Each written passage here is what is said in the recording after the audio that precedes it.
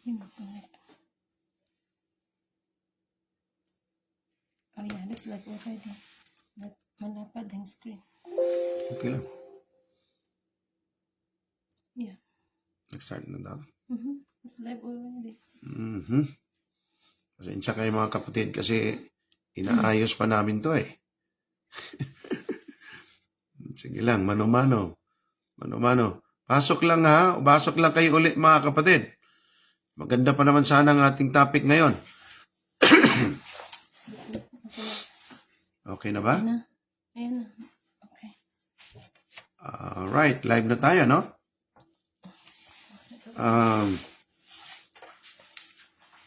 Ating i-try. Kung tayo makakapasok, mga kapatid, atin pong titingnan kung ang atin po bang intro ay makapasok na din.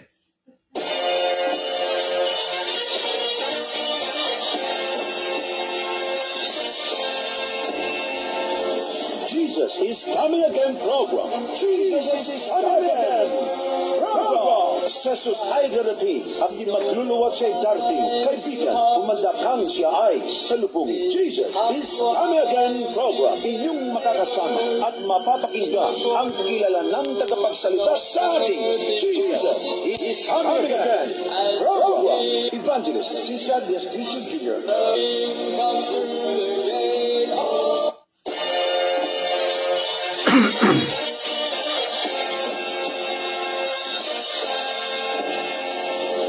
Jesus is coming again program. Jesus is coming again program. Jesus ay darating at di magluluwat siya'y darating. Kaibigan, umandakang siya ay salubong. Jesus is coming again program. Inyong makakasama at mapapakinggan ang kilalanang tagapagsalita sa ating Jesus is coming again program. Evangelist Cesar Diaz-Viso Jr.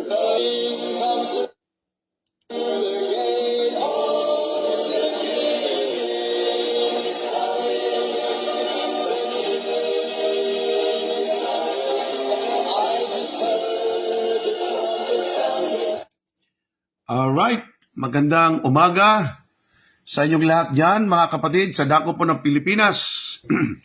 Nandito po tayo sa ating pong Jesus is Coming Again Ministry. Live po tayo, mga kapatid. Siguro 3 o 4 na beses tayong putol ng putol kasi nga hindi po nakukuha, mga kapatid, ang magandang signal. Kaya pasensya na po kayo. At ang ating pong Jesus is Coming Again Ministry, sa tulong po ng Panginoon, mga kapatid, ay tuloy-tuloy. Ito pong dahilan kung bakit hindi po tayo nakakapag-live din po naman minsan, sapagkat ang atin pong programa, mga kapatid, ay nangangailangan po ng magandang internet connection. Kami po kasi ay biyahe ng biyahe. Kung saan-saan po kami nakakapunta, mga kapatid. Well, sa Tennessee, sa Alabama, sa Georgia, California, punta na naman sa iba't ibang mga lugar. At marami tayo, mahal kong mga kapatid at mga kaibigang, mga pinupuntahang lugar. Okay? So, tayo po itutuloy. Andyan ba yung aking isang cellphone para matingnan ko yung ating monitor? At pasensya na kayo, mga kapatid, at medyo matagal po tayong hindi po nakapag-live, no? Matagal tayong hindi nakapag-live. Ano pat ang bawat isa sa inyo, mga kapatid, ay hiningian po natin ng dispensa, no? Andito po, napakarami ng ating mga viewers, mga kapatid, at wala po tayong sasayanging panahon sapagkat maiksi lang pong ating oras, mga kapatid. Okay? Huwag niyong kalimutan na i-share niyo agad, mahal ko kapatid at mga kaibigan, ang ating pong programa. Saka ko na lang po kay batiin lahat sa kasunod po natin na program, mga kapatid, sapagkat mahaba po ang ating pag-uusapan ngayon. Ito po ay sa pagbigay kasagutan sa mga video ni Mr. Talibong. Sa mga video ni Mr. Talibong. Now, itong ating umagang broadcast, mga kapatid, ay mapapanood din po ito sa gabing broadcast. Dito kasi sa amin, mahal ko mga kapatid at mga kaibigan, ang atin pong oras dito, 2:30 kami ng madaling araw. Diyan naman po sa inyo, sa Pilipinas, ay alas 6:30 ng gabi. So, mahirapan talaga tayo sa ating oras kasi hindi magkapareho ang ating oras, mga kapatid. Ganun pa man, kami po ay willing na kayo po ay patuloy na paglingkuran. Oy, nanonood po si Brother Rick di Chuzo, si Papsi. Papsi, nakikita ko ikaw dito ha.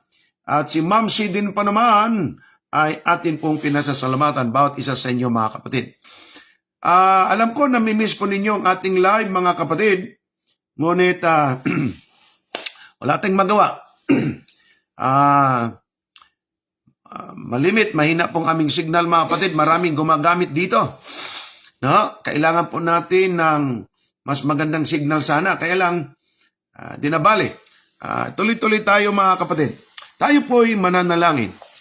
Dakilan naming Diyos na nasa langit, nagagalak po kami sa pagkakataon na inyong pinagkalob sa amin na kami po ay makapag-aral ng inyong mga salita. Pagpalain niyo po ang bawat isa sa amin at buhat sa paniman hanggang matapos ang kaalamat karunungan ng langit ang aming pong laging mararanasan. Ito po ay aming dalangin sa pangalan ng aming Panginoong si Jesus. Amen. Okay, mga kapatid, tayo po ay, pasensya na po kayo, hindi nyo ako makikita kasi ito pong akin pong kamera ngayon ay akin pong itinututok dito po sa ating laptop. Kasi yung isa kong laptop, mga kapatid, nasasaan ang ating mga gamit, ang nangyari, mahal ko mga kapatid at mga kaibigan, nasira na naman yung laptop. Ano? Siguro dahil sa kababiyahe namin, kalilipat-lipat kung saan-saan. Pero okay lang yan. Tuloy-tuloy tayo, mga kapatid, sa atin pong ligaya. At ang Panginoon po ang siyang magpala sa bawat isa sa atin. Ano na bang oras sa inyo dyan sa Pilipinas, mga kapatid? Siguro ang oras dyan sa inyo ay alas 7 na siguro ng gabi. Okay, pakitext nyo po dito sa akin kung anong oras na po ba diyan sa inyo. Huwag niyong kalimutan na i-share po ninyo, mga kapatid. Now, sa loob ng isang oras, mga kapatid, tayo po'y mag-aaral ng salita ng Panginoon. Ito po ang ating pong focus ng pag-aaral, kasagutan sa mga video ni Wendell Talibong. Si Wendell Talibong, mga kapatid, ay napakadami pong mga video na ako naman personal, hindi ako nagagalit. Kasi alam ko galit ang mga ito eh. Gawa nang nag-discuss nga tayo dito ng 666, which is allergy talaga sila diyan. Nag-discuss tayo, mga kapatid, patungkol sa maraming mga bagay kung bakit linggo ang pangilin ng maraming mga tao. So ito ang mga nasa laman ng video, mga kapatid, ni Talibong na atin pong bibigyang pansin. Number 1, ang SDA Conference President daw, si Mark Finley, ang nagsabing Sunday ay Lord's Day. So ang tanong dito, ito bang si Mark Finley ay talaga bang president, naging president ba ito ng General Conference? Kasi yan po ang palabas ni Mr. Talibong. Mr. Talibong ha, sana naman ang ipakain mo sa mga tao, lalo tigit dyan sa aking mga pinsan at iba pang mga kamag-anak na Katoliko pa ngayon, ay sana naman tama din ang ipapakain mong katotohanan at information. Okay, sana naman totoo ito. Number 2, hindi daw nag-tampered ng Biblia at mga references si Talibong. Totoo ba yan? Mamaya atin pong aralin. Bible daw binasa ni Mr. Talibong sa Revelation 1 verse 10, hindi daw komentary. So ito ng Revelation 1:10, ang sabi niya, Christian Sabbath ay Sunday. Ang binasa daw niya ay Bible daw talaga at hindi komentary. Kasi sabi ko, ang binasa mo hindi Bible, komentary. Now, dito mga kapatid, ang SDA Signs of the Times daw, page 489, 1907, mabasa daw Sunday is the Lord's Day, or sinasabi doon, mga kapatid, na yung pong Santo Papa, may mga ganung mga bagay panila ating pong puntahan. Ang sabi ko, tampered na naman itong gawa ni Mr. Talibong kasi ang Signs of the Times, 1907, mga kapatid, ay 16 pages lang. Eh sa kanya, umabot ng 489 pages. Kaya sabi ko, itong si Talibong talaga, hindi nagtuturo ng tama eh. Anyway, atin po yung puntahan maya-maya. Number 5, sa book ni Mark Finley, yun pong Almost Forgotten Day, ay mabasa daw na nagsabi si Mark Finley na Sunday is the Lord's Day. Eh si Mark Finley pa nga ang nagtuturo at nangangaral patungkol sa Sabat tapos ipopromote yung linggo ninyo. Well, atin po yung pupuntahan, mga kapatid, atin pong titinan po maya-maya. Live po tayo ngayon ha, sa atin pong programa. Sa mga video ni Mr. Talibong, atin pong makikita na sinasabi niya mga kapatid, handang mag-public apology si Evangelist Dizon. Ito naman sagot ko, handa ako mag-apology as long ma-meet mo yung atin pong usapan. Ano yung ating usapan? Ay pakita mo sa akin kung anong bersikulo yung inyong 10 Commandments at yan ay aking i-apology kung may mabasa ka. At ang sabi ko naman, kung wala namang mababasa, si Mr. Talibong, dapat ikaw Mr. Talibong ang siyang mag-apology. Pero mga kapatid, ang ginagawa ni Mr. Talibong ay nauna na agad siya. Nagsorry na daw ako. Nagsorry si Evangelist Dizon. Kailan ba ako nagsorry sa inyo at ano bang dapat pagsusurihan ko sa iyo, Mr. Talibong?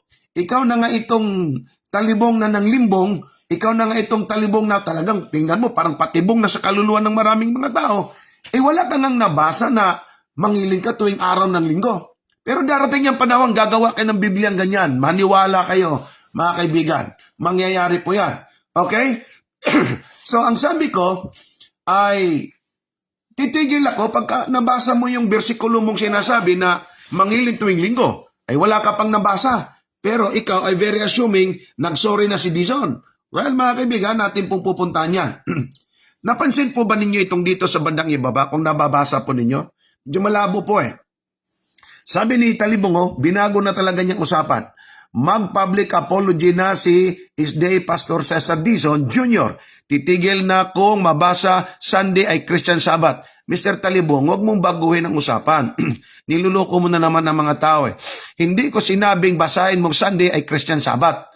Ang sabi ko sa iyo, basahin mo yang inyong 10 Commandments. Ito, nilagay ko pa kaya yan. Very assuming si Mr. Wendell Talibong. Bakit? Ito ang sabi ko ha. Akin pa itong pinablish, tapos babaguhin mo ang istorya. Hindi ko sinabi na ang Sunday ay, babasahin mo na Sunday ay Christian Sabbath. Well, gusto ko ring basahin mo din yan, pero doon tayo sa ating usapan. Pakinggan mo ito. Sure, mag-apology ako, titigil sa pangangaral. Ang hamon ko ay ipakita mo lang ang talata from the Bible, mangiling ka tuwing linggo. Tandaan, 10 Commandments ninyo yan. Walang kwenta ang sabing apology kung wala kang patunay na unawaan mo ba yan, Mr. Talibong? Ang aking ipinahanap sa iyo, hindi yung sinabi mo, binago mo na naman ang usapan. Hindi ko sinabi na kung mabasa Sunday ay Christian Sabbath, abay, yan ay hindi po kapatid ang sinabi ko. Pero mayroong binasa si Mr. Talibong na hindi yun ang sa usapan. Kalawa, wala naman din talaga sa Bible na Sunday ay Christian Sabbath. Doon lang yan sa kanyang komentaryong binasa, nakatuloy ko rin ang author. Atin puntahan yan mga kapatid. So, nililito na naman yung mga tao. Ito naman ang ulit-ulitin niya. Mabasa Sunday ay Christian Sabbath. By the way mga kapatid ko at mga kaibigan, sasabihan ko po kayo na itong si Talibong naman talaga hindi ito tatanggap ng kanyang pagkatalo sa kanyang pagiging talunan. Hindi yan tatanggap. Pero itong ating broadcast mga kapatid ay atin itong ginagawa para po maunawaan ng mga tao kung ano ang katotohanan. Matagal na tayong pinagkaitan ng katotohanan, mahal ko mga kapatid at mga kaibigan. Hanggang ngayon pa rin ba ay tatanggapin natin yung ganong mga bagay? Abay, kung kayo'y papayag, ako hindi papayag. Tuloy tayo. Sinabi ni Mr. Talibong na mabasa daw sa Biblia ang Sunday Christian Sabbath. Talibong, ang sabi ko sa inyo, yung 10 Commandments ninyo, saan mabasa itong mangiling ka tuwing linggo at listang pangilin? Yan ang usapan. Sabi ko, mag-apology ako kung mabasa mo itong versikulo ito. Binago mo na naman ang storya. Anyway, hindi naman nakapagtataka, bago. Hindi naman bago yan. Lagi mo naman ginagawa. Yan Santa Monica Parish Church, Apostolic Vicariate o Puerto Princesa, Barangay Santa Monica, Puerto Princesa City. Diyan sa may bandang pinto nyo sa gate, makita mo ang 10 Commandments. Ang tanong ko sa iyo, saan mabasa itong 10 Commandments na nagsasabing mangiling ka tuwing linggo at pistang pangilin? Yun ang usapan, hindi yung gagawa-gawa ka na naman ng ibang kwento. Nililito mo ang mga tao. Tuloy tayo. Ito naman sabi din ni Talibong na pinicturan yung kanyang video nang sabi niya para matakpan ang kahiyan, Pastor Cesar Dizon Jr., nandaya ako. So kung yung titinan mga kapatid, siya din mo po mismo, nandaya nga naman talaga siya. Well, atin pong tingnan, atin pong ituloy ito pa ito ang nakakatakot mga kapatid. Isday Catholic Church na, Isday o Seventh-day Adventist Catholic Church na, hindi naintindihan ni Talibong ang salitang Catholic or talagang si Mr. Talibong ay nagmamaang-maangan lang talaga. Ang meaning ng Catholic, hindi Roman Catholic. Ang meaning ng Catholic ay ibig sabihin universal pang buong mundo. Atin din po yung pag-aralan mga kapatid ha. May ng konti. Ito ang nakakatakot ngayon na video ni Talibong. Bakit? Dapat malaman mo ito, tuligsan ng Isday 666, ang Papa bumalik sa kanila. Bakit? Mark of the Beast 666, Saturday, Sabbath day. Ang kalaban mo dito, Mr. Talibong, hindi ako, kundi Diyos. Ang Sabbath, ginawa mo na tuloy Mark of the Beast. Oy, naku, nakakatakot itong ginagawa mo, Mr. Talibong. Ha? Tingnan ninyo, mahal ko mga kapatid at mga kaibigan. Ang Mark of the Beast na 666 ay Sabbath na, Saturday na. Si Kristo ay ugali niya bawat araw ng Sabat nasa simbahan. Ugali na Apostol Pablo bawat araw ng Sabat nasa simbahan. Ang mga Maria at iba pang mga Kristiyano at mga unang Kristiyano pagdating sa araw ng Sabat na ikapito ay nangingilin sa Lucas 23:54 hanggang 56. Tapos sasabihin ni Mr. Talibong ay ang Sabat 666. Ang Sabat sa Biblia tatak ng Diyos. Ezekiel 20, 12 at 20. Tapos ang kay Talibong, ang Mark of the Beast, Sabat na ngayon. Yan ang nakakatakot. Tingnan ninyo mga kapatid ko at mga kaibigan. Salamat na lamang itong aking picture, ganitong nilagay ni Talibong. Ha? Medyo gwapo tayo ng content dito, kasunod ko si Brother Johnson. Ba, mahal ko mga kapatid at mga kaibigan, ang ibang mga picture yung nagsermon ako sa Bulacan na kung saan mga kapatid ako'y pinagpapawis kasi mainit ang lugar eh. Yun ang inilagay ni Talibong. Ha? Para lamang maging patibong sa mga tao. Tingnan ninyo itong kasunod niyang sinabi. Sunday is day deception. Anong sinabi niyang deception? Tingnan niyo ha. Talibong said, ayon ito sa kanyang video, gumawa siya ng video ganito, is day Pastor Cesar Dizon Jr. Tampered daw ang mga reference at Bible ko. Mr. Talibong, wag mong gamitan ng daw kasi ang daw, yan po ay kaduda-duda pa. Ang totoo niyan, nang tampered ka naman talaga ng Bible at mga referensya. O, makinig ka ng mabuti kung hindi ba totoo. Titingnan natin ha. Tingnan natin mga kapatid ko at mga kaibigan. Takang-takang mga tao sa iyo, Mr. Talibong, sa pangtatampered mo. Tingnan natin ha. Tingnan natin. Ito ang number 1. Bigyan kita ng 5 munang mga punto kasi mahaba to eh. 5 lang muna ha. Meron ako hinanda sa iyo 1 dosina, 12. 5 lang muna kaibigan. Ito po. Is the Holy Catholic Apostolic Roman Church can really be found in the Bible? Mga kapatid, tandaan po ninyo. Nagkaroon ng debate ang Iglesia ni Cristo at Iglesia Katolika na ang speaker po sa Iglesia Katolika si Talibong. Ang laking gulat ng mga tao. Bakit? Ang Biblia ni Talibong nilagyan at mayroong Holy Catholic Apostolic Roman Church. Samantala, pareho lang silang Bible, confraternity version. Mahal ko mga kapatid at mga kaibigan, saan kinuha ni Talibong yan? Ako'y naniniwala na nagpa-imprinta talaga ang mga ito kung nilagyan nila ng Holy Catholic Apostolic o Roman Church. Pero tandaan ninyo ha, ang Biblia, ang Old Testament ay Hebrew. Ang New Testament ay Greek. So, ibig sabihin, Masibano, Mailunggo, Matagalog man yan, English man yan, German man, ang Bible mo, wala po yan, mahal ko mga kapatid, gaanong bearing sapagkat hindi yan original translation lang po yan. So kung meron kang reklamo tungkol sa sinasabi nilang iba, edi pumunta kayo sa original. Kasi ang mga tao pwedeng gumawa at gagawa-gawa ng sariling Biblia, which is ginawa na nga ni Talibong, may sariling Bible siya. Tingnan natin mga kapatid. Number 1, ang ginamit nila ay Confraternity Bible. Ito po yung Confraternity Bible mga kapatid. Akin po itong sinerch na Confraternity Bible. Ito pala Catholic Bible din pala ito. Tapos ang Popa ang nagbigay ng blessing nito. Tapos ang nag-publish nito mga Katoliko din. Nasa kanila ng lahat. Ang dami palang klaseng Confraternity Bible na ang sabi doon, ini-edit nila mismo. Mamaya, pakita ko sa inyo. Ito mga kaibigan, ang lumabas sa Bible ni Talibong, na mismo ang mga Katoliko at ang mismong moderator ng debate nila, lumaki ang mga mata kasi bakit may nakitang Holy Catholic Apostolic Roman Church. Ito ang katakataka mga kapatid. Kasi ang Holy Catholic Apostolic Church, tinatag ni Kristo. Pero sa bagong video ni Talibong, mabasa mo. Ang Catholic pala na Romano, sa Leviticus pa lang, Genesis, Exodus, Leviticus. Sa panahon pa lang ni Moses, meron na daw Romano Katolikong simbahan. O, mamaya mga kapatid, pakita ko sa inyo yan. Lumampas na si Mr. Talibong. Sabi niya, si Jesus Christ ang nagtayo. Noon pala sila ay nasa Leviticus pa lang, nasa Deuteronomium pa lang, ay nandyan na pala ang Romano Katoliko. Sumobra ang kanilang pag-print ng Biblia na gawa-gawa para lang makita ang kanilang simbahan. Ito'y malaking kalukuhan to mga kapatid. Malaking kalukuhan to. Pakinggan po nyo ng mabuti ha. Kung malinaw sa inyo mga kapatid, ito pong ating explanation ngayon, mag-message po kayo sa akin. Tingnan po natin. Ito po yung kay Wendell Talibong na Bible. Ha? Mr. Talibong, sorry lang po medyo katunog eh. Ang iyo talagang ginawa, Mr. Talibong, patibong sa kaluluwa ng mga tao. Bakit? Isipin nyo, basahin nyo mga kaibigan ng Confraternity Bible kung may mabasa ba kayong Holy Catholic Apostolic Roman Church. Wala kang mabasang ganon. Una sa lahat, si Kristo hindi Romano. Isang Hudyo. Si Kristo nangingili ng Sabat, ang Romano Katoliko linggo. Si Kristo Hudyo di kumakain ng baboy, Romano Katoliko kumakain. Ang Santo Papa nakiklaim ng Diyos, mahal ko mga kapatid at mga kaibigan, si Kristo sa lupa nagkatawang tao-tao.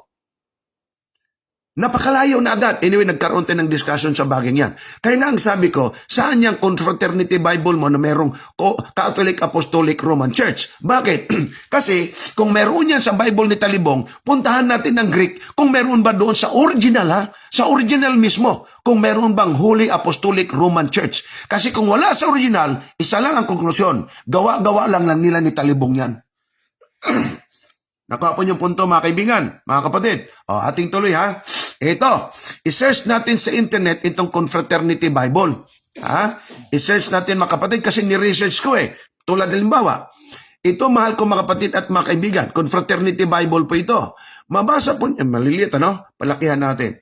Ito, and I say unto thee, thou art Peter, and upon this rock I will build my church, and the gates of hell shall not prevail against it. Now, kung ang hawak ni Talibong ay confraternity, bakit sa confraternity nito wala kang mabasang Holy Catholic Apostolic Roman Church? Bakit sa pagdating sa Bible niya, meron ng Holy Catholic Apostolic Roman Church? Mga kapatid, para bang ganito? Isa lang ang nanay, isa lang ang tatay, mag-asawa sila. Okay? Pero bakit lumabas ang anak niya, Amerikano? Makasabi tayo mga kapatid, parang nasalisihan yata. Bakit? Alam mo, nanay at tatay, parehong mga puti, Amerikano, Amerikana. Tapos lumabas, Negro. Magdududa siguro tayo niyan mga kapatid. Bakit? Anong punto't ba't nabanggit ko yan? Ang punto'y ganito. Itong Confraternity Bible, isang publishing lang mga kapatid. Pero bakit marami silang mga idinudugtong at nabasa pang Holy Catholic Apostolic Roman Church sa Bible lang ni Talibong? Bakit sa ibang confraternity hindi mo mabasa? Ang sabi naman ni Talibong sa kanyang explanation, may confraternity mababasa, may confraternity hindi rin mababasa. Ang tanong, bakit mabasa sa kabila hindi mababasa? Ay parehong confraternity lang yan. Ay aking ni-research mga kapatid. Malinaw po na meron pala silang ini-edit. Mamaya pakita ko sa inyo yan kung paano na ini-edit ito. Ating tingnan mga kapatid, sandali palakihan natin. Ito na yun. Ito, pinalaki ko na. Ito yung Confraternity Bible, mahal ko mga kapatid. Tingnan nyo, verse 18, sa Confraternity Bible. And I say unto thee, thou art Peter, and upon this rock I will build my church. Yun lang po ang pagkasabi. Wala pong Holy Catholic Apostolic Roman Church. Ginawa-gawa lamang nila ni Talibong. Kaya nga sabi ko itong si Talibong talagang patibong to sa pananampalataya ng maraming tao. Para lamang talaga mga kapatid, mabasa lang ang Roman Catholic Apostolic Church. Gumagawa sila ng sarili nilang Biblia. Ang tawag natin yun, Mr. Talibong, kasi hindi natin mabasa sa original yan. Tampered na naman yan. Gawa na naman yan. Eto, mga kapatid, tulad ng ganito, may na-insert na Holy Catholic Apostolic Roman Church, wala yan sa original Bible. Eto pa, mahal ko mga kapatid at mga kaibigan, ipakita ko sa inyo kung anong kababalaghan ginawa ni Talibong. Tingnan nyo mga kapatid, ito po Greek interlinear. Pinicturean ko ito at pakita ko sa inyo gusto. Inyo pong i-type mga kapatid ang Abarim Publication. Lalabas ito. Ano ito siya? Ito ay isang klase ng Biblia, original ito. Greek ito. Na parsing na po ito. Anong ibig sabihin ng parsing? Bawat salita may kahulugan o meaning. Halimbawa, itong kayo, I too. Ibig sabihin mga kapatid, this is a first person pronoun. O first person pronoun, kung inyong titingnan mga kapatid, pinarsing na.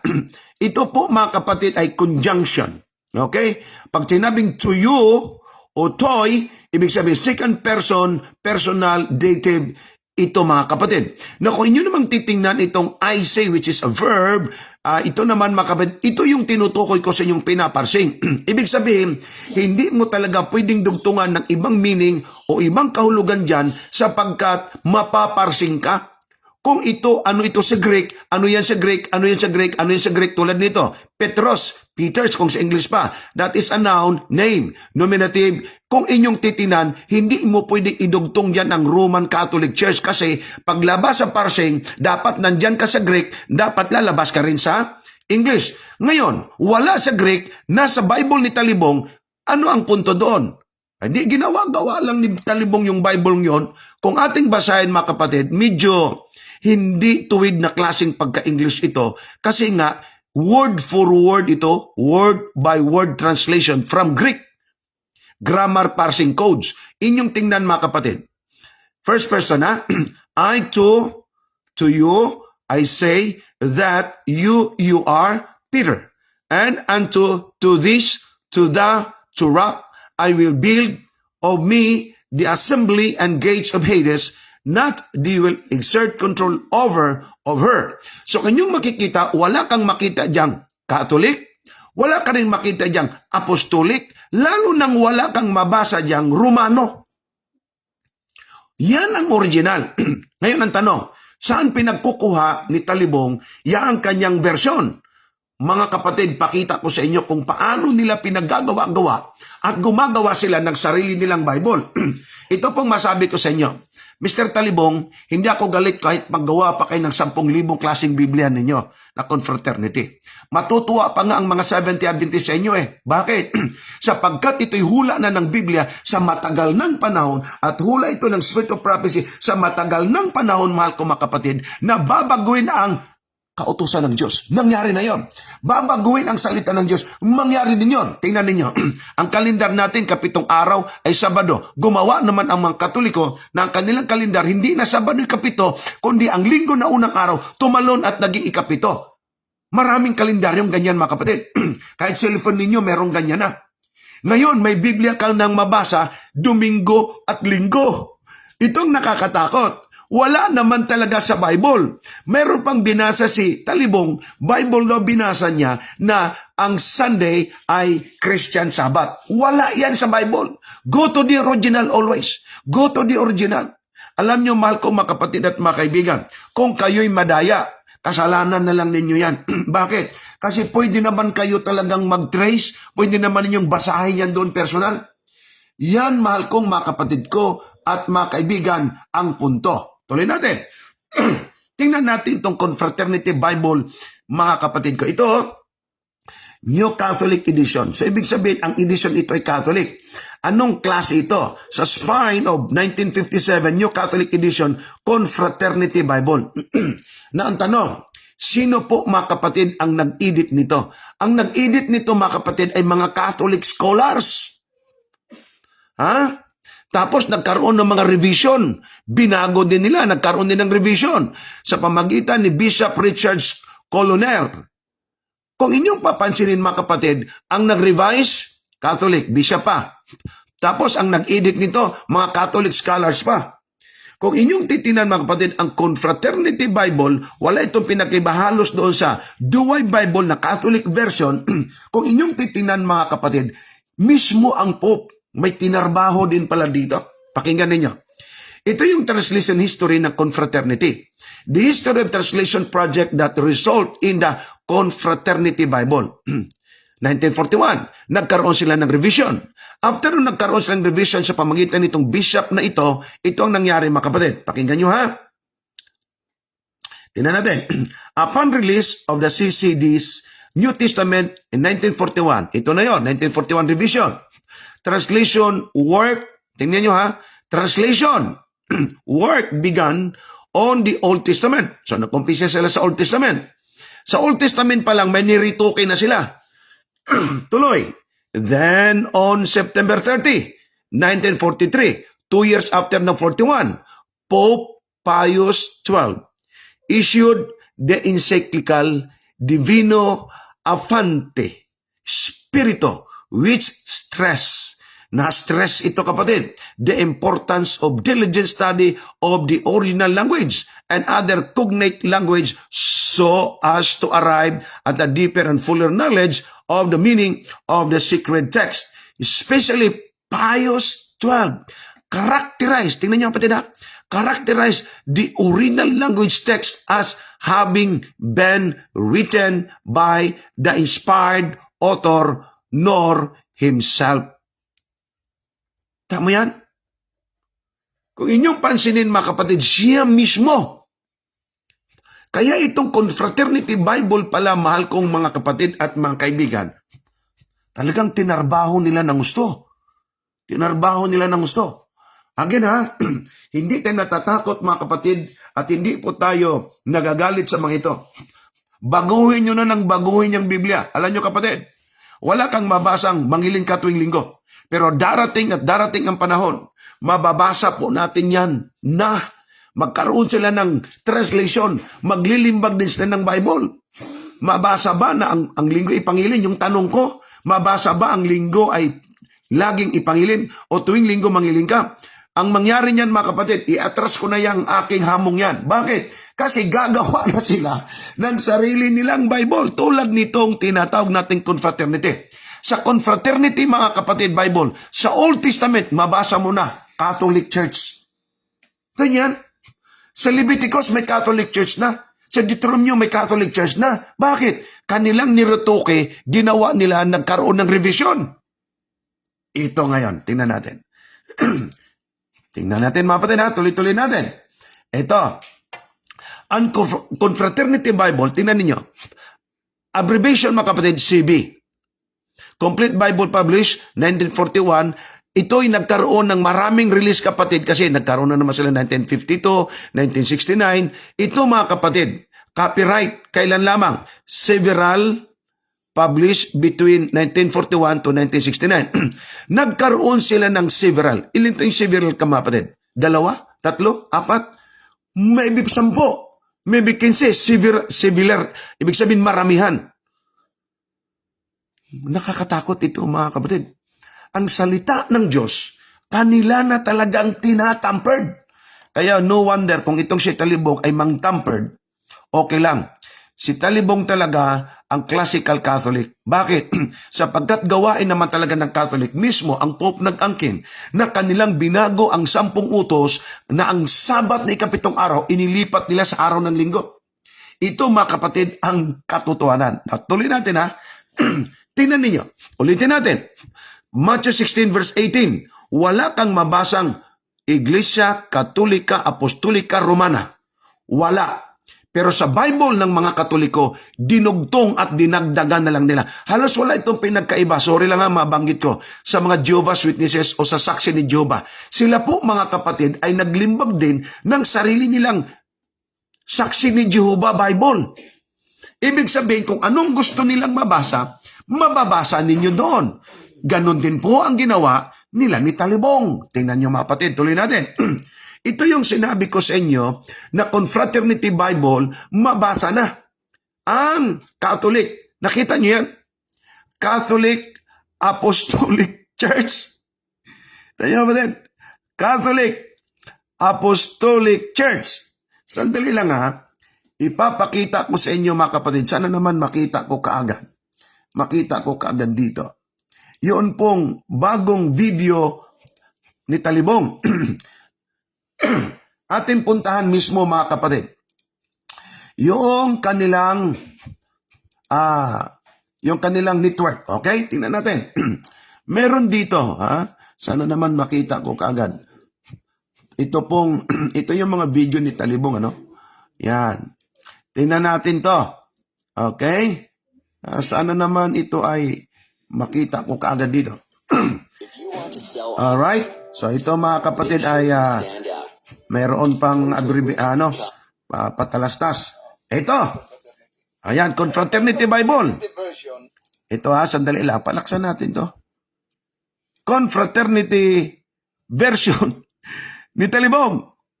Ang Roman Catholic pala, mga kapatid, ay hindi nag-exist sa bagong tipan sa panahon ni Kristo. Sa Leviticus pa lang may Romano Katoliko na. Yan ang pinagmamalaki nito ni Talibong. Tingnan ninyo, ha? Tingnan nyo, mga kapatid. Hindi mabasa ang One Holy Catholic Church sa Leviticus chapter 17 verse 3.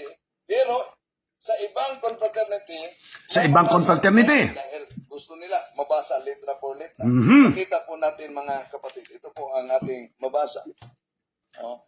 The law of God forbids sacrifices to be offered in any other place but at the tabernacle or temple of the Lord, to signify that no sacrifice would be acceptable to God out of His true temple, the one holy Catholic Apostolic Roman Church.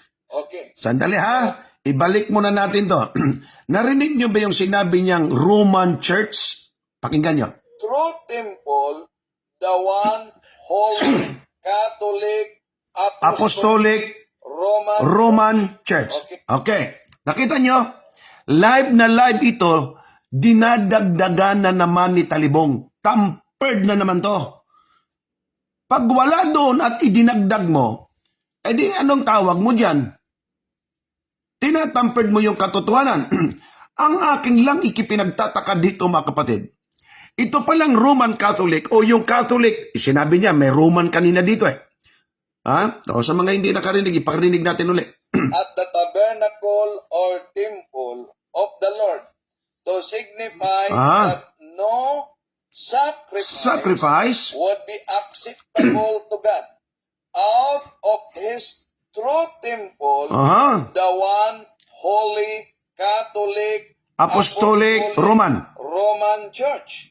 Okay. So dito, mga kapatid, inyo pong narinig na mayroon pala silang Biblia na inyo pong mababasa na ito palang Katoliko.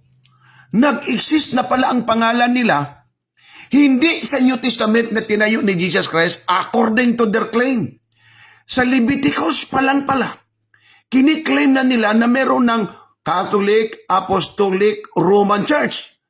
Pagkatanda na pala ng Roman Catholic Church. Pero ang tanong, basahin mo ito sa original Bible kung may makikita ka bang ganitong pagkasabi. Wala. Sa Katolikong Biblia lang na binasan ngayon lang bago ni Talibong, may mabasa ka. Nakakatakot. Bakit? Itong Iglesia Katolika, tulad ni Talibong, nag-publish ng sariling Biblia, dinagdagan, wala naman doon sa original. Anong tawag nito, Mr. Talibong? Di ba panglimbong? Anong panglimbong ibig sabihin? Pandaya. Kaya nga sabi ko sa inyo, nagiging patibong tuloy kayo sa kaligtasan ng mga tao para lang mabasa ang Catholic, Apostolic, dinugtungan pa ng Roman o walang Roman dito, ginagawa na ni Talibong. Ibig sabihin ba, si Jesus Christ ay nag-exist na sa Leviticus 17 upon disrupt? Hindi pala tama. Upon disrupt, Pedro, itatayo kong aking iglesia. Ibig sabihin, wala pa si Pedro dito sa Leviticus. Wala pa si Jesus Christ dito sa Leviticus. Wala pang 12 ka mga disipulo dito sa Leviticus. Tapos ang Roman Catholic pala ay existed na sa Leviticus pa lang. Naku naman, di ba kayo natatakot dyan sa ginagawa nyo? Niluluko nyo mga tao niyan. Ha? Kung gusto nyong lukuhin ng mga tao, pati sarili nyo, gawin nyo. Pero hindi ako titigil kung dito malaman ng tao. Hindi lang yun, kaibigan. The law of God for Mayroon pa. Meron pa siyang dinugtong ditong bersikulo. At ating tingnan. sa Ito. So, Ating tingnan, ha? di talaga mabasa sa Biblia. Ito. So, ito po ang mabasa na Cebuano, mga kapatid. Tingnan natin tong isa pang version o versikulo. Leviticus yung kanina, ha? Kung ito na confraternity, gamitin, subukan nyo, tingnan nyo. Tingnan natin. Church, ahin, subtune, Daniel, ang mabasa natin. Ito naman, Book of Daniel naman. Basahin natin. For a kingdom the kingdom of Christ, which is the Catholic Church that cannot be destroyed. Okay. Subukan niyo, tingnan niyo ang confraternity church that cannot be destroyed. Okay. So mga kapatid, mga kaibigan, ito ang nakakatakot ngayon. Sa panahon pala nila ni Daniel, na mismo wala pang Roman kingdom. Kita nyo ha? Sa panahon ng Leviticus, wala pa pong Romano, mga kapatid. Wala pa nga yung Babylon. Wala pang Medo-Persia. Wala pang Grecia. Pang-apat na lang nga yung Roma. Sa panahon ng mga Caesars, Tiberius Caesar, Augusto Caesar, ito pong mga Caesars na ito, dito na lang po yan sa panahon ng New Testament, sa panahon ni Jesus Christ, mahal ko mga kapatid, o kaya earlier than that. Hindi doon sa panahon pala ni Daniel, lalo na sa panahon ng Leviticus. Nako, nakakatakot tong talibong na to. Nasobrahan ang kanilang pamimiki sa Biblia. Nasobrahan ang pamimiki, mga kapatid, sa Biblia. Bakit, mahal ko mga kapatid at mga kaibigan? Sa panahon pala ni Daniel, meron ng Romano Katoliko na apostoliko. Balikan natin sandali yung sinabi niya. Yung, tingnan mo, mabasa natin. Oh, tingnan niyo mga kapatid. Bakit? Kasi talibog. May mga apostolis na pala sa panahon ng Leviticus. Yan ang isipin mo. May mga apostolis na pala. Sumobra ang inyong pamimiki sa Biblia. Sumobra. Nilagyan pa nyo ng Catholic. Nilagyan nyo ng Holy. Nilagyan pa ng Catholic. Tapos apostolik. Sinong apostol ang buhay sa panahon ng Leviticus? Sumobra ang inyong pamimiki sa Biblia. Sobra na kayo. Sumobra ang inyo. Sinong apostol ang buhay sa panahon ng Leviticus para mabasa niyong Holy Catholic Apostolic tapos may Roman pa? Pati kayo, Mr. Talibong, sa inyong patibong ay na-shoot kayo. Tama yan. Nakakatakot itong pinagagawa nyo. Mga kapatid ko at mga kaibigan, kayo po ay mag-comment dito sa atin pong mga nabasang ito. Sa panahon pala ng Leviticus, may apostolic na. May mga apostol na. Sinong doong apostol? Pedro, Santiago, si Juan, Apostol Pablo. Tapos dinugtungan pa niya dito ng Roman na wala naman nga mismo sa kanyang sariling binasa. Naku po, mahal kong mga kapatid ko at mga kaibigan, sumobra ang kanilang ginagawa. Tuloy tayo. Mahaba pa ito eh. So atin mo na pong iwanan to ha. Iwanan muna natin yan. Pupuntahan natin to. So, anong ginawa nila? Dinagdagan ni Talibong ng Romano. Narinig naman nyo kanina na pag after apostolic nilagyan ng Romano. Tampered na naman yon. Wala na naman yon sa Biblia. Lalo nang wala sa Biblia ang apostolic kasi wala pang apostol sa panahon ng lumang tipan.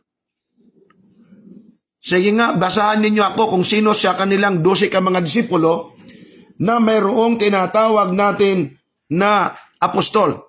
Sino sa 12 disciples? Isama mo na si Pablo at Lucas.